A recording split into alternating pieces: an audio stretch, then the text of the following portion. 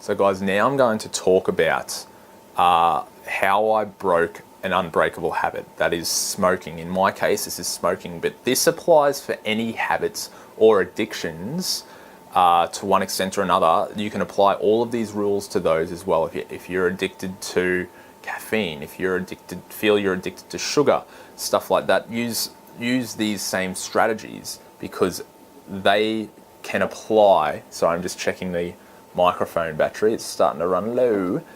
They all apply in some way or another to smoking as well. So I was probably just to give you a bit of background, I was a social smoker probably through my drinking years, as they say, my late teens, early 20s. I would smoke on weekends. A lot of my friends were smokers.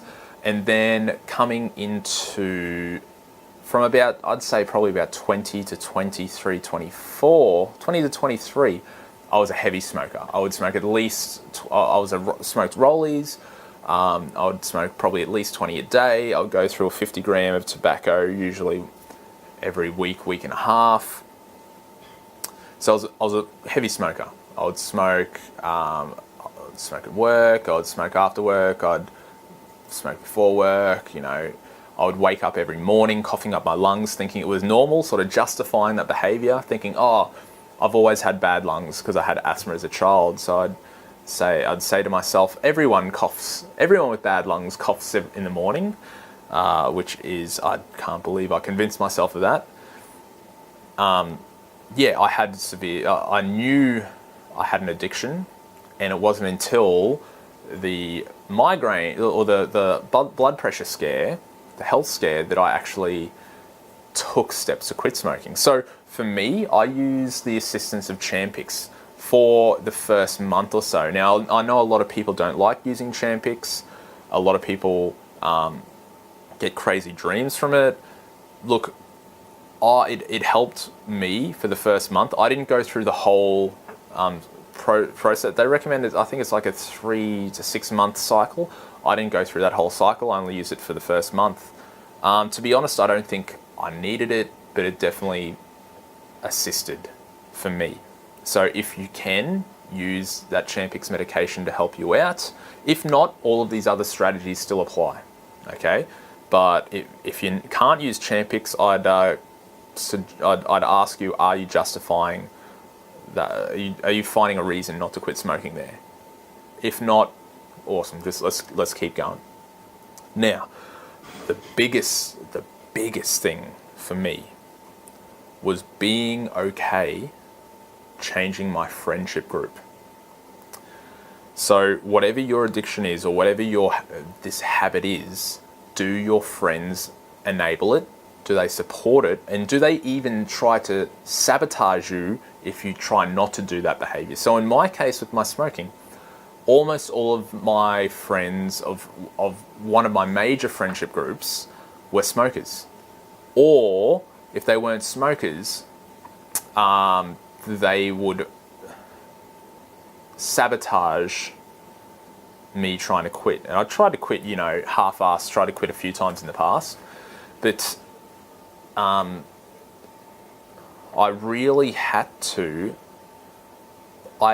legitimately had to lose a few good friends to quit smoking.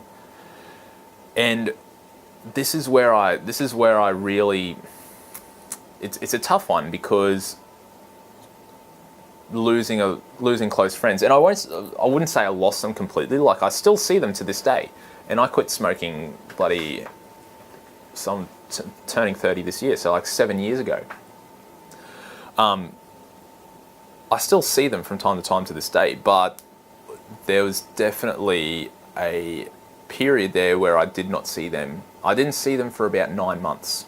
Well, I did see them once in there, and I actually relapsed with my smoking when I saw them because they were sabotaging. But it's overall nine months to a year. And you have to be okay saying goodbye to some friends, because here's the thing. Any real friends, any friends that you want to have, A, will completely support you if you want to change a habit, and B, would not even consider sabotaging your attempts to quit. And my friendship group, although I'd been through a lot with these guys and I did consider them good friends, they didn't support my habit change and they actively tried to sabotage it. Some of them more than others, but they weren't happy because they were all smokers and they didn't like that I was trying to change or better myself. That was threatening to them. And most of them still are smokers. Most of them still smoke, if not all of them, which is unlucky. At my age, I'm turning 30 this year, they're all 30 years old or so, and they're going to have a fuckload tougher time quitting smoking now. Doesn't mean they can't though. So changing your friendship group or being okay losing some close friends, because you're probably going to have to, not only if you're trying to break a habit like this or quit an addiction, but also if you're going to lose weight, if you're going to change your lifestyle, there's going to be some friends who ain't cool with that and they're not going to like it and they're going to be threatened by it. So you're going to have to be okay with saying goodbye to some close friends. And if you're not okay, then you're probably not ready to make this lifestyle change. It's a choice you're going to have to make. Doesn't mean you have to say goodbye to those friends forever. It does mean you're going to have to spend a lot less time with them. And you may have to confront them if they continuously try to sabotage your behavior. So secondly, you have to remove yourself from the main triggers that cause you to smoke. So for me, I had a few triggers. Energy drinks. Whenever commonly on the weekend, I would go outside, I would drink an energy drink and have a smoke. That would start me on a bit of a chain smoking rampage. So energy drinks were something that I had to change how I drank them, because I didn't quit energy drinks. I had to change how I drank them, and I had to not associate them with smoking. Same with alcohol. Alcohol was a huge trigger for me. I made the choice not to drink alcohol for about 9 months, because I knew if I did drink any alcohol, even one beer, it would trigger me to want to smoke. Now, for 9 months, in that 9 months, I probably did go out 2 or 3 times and I did drink during that time, but I didn't allow myself to get drunk enough to give in to the temptation. And let me tell you, the temptation was there every single time I went out. And for most of my friends who have ever relapsed and gone back to smoking, it's almost always happened while they were drinking. And then the next day they're like, fuck it, I've ruined it, back on the smokes. So you need to remove these triggers. And I'm not saying, I'll just not drink as much. You're probably going to have to go, I drank 3 times in 9 months. So consider that.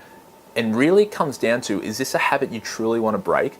Like, is drinking that important to you that you're willing to go become a smoker again? Like, why do you need to drink so badly? Or why do you need to have these triggers so badly? This also links into why I had to separate myself from these friends, from the friends that I mentioned before, a lot more frequently, was because they were triggers. They would light up a smoke and I would want to smoke. So I had to remove myself from that situation. What's another trigger? Oh, stress. Now this is a difficult one because you can't just stop stress from happening, but you have to find other ways to deal with stress. Stress was huge for me. And I was lucky enough during this sort of period of my lifestyle transformation, during that start period, I decided to quit my job at Child Safety as well, without anything else lined up. It was a bit of a risky move to take, but I knew my well-being was much more important. And I knew I would eventually find another job that would be less stressful. So I quit my job, which was a massive trigger for me. Stress. And not only that, fuck? No, not only that, but you have to find other ways to cope with stress other than smoking or other than this sugar, food, whatever it might be. And for me, this is something that worked for me. I'm not saying it's going to work for you, but what worked for me was meditation. During this period of time when I was losing weight and quit smoking, I meditated for at least 10 minutes a day. At least 10 minutes a day. Now, I'm not going to get into what sort of meditation is good for you. There's plenty of resources out there for meditation. And in fact, I'll put some resources up for some examples of how to meditate. But meditation filled that gap for me, that coping gap. It helped me deal with stress so much better. It helped me deal with anxiety as well and depression so much better. But it filled that void where when stressful things occurred, I could just completely, almost immediately go into a meditative state and relax. And it filled what smoking used to do for me in a much healthier way.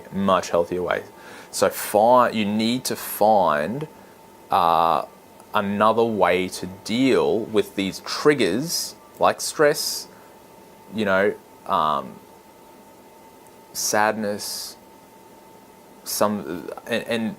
anger, whatever causes you to reach for the ciggies or reach for the food or reach for the booze. You got to find a healthier way to deal with it, and meditation worked for me. So, and also being cool and being okay with the fact that you'll probably relapse. Over the course of probably the first year that I quit smoking, I relapsed, I think it was 3 or 4 times. The first time was when I went to a party with those friends who I was avoiding, not spending so much time with.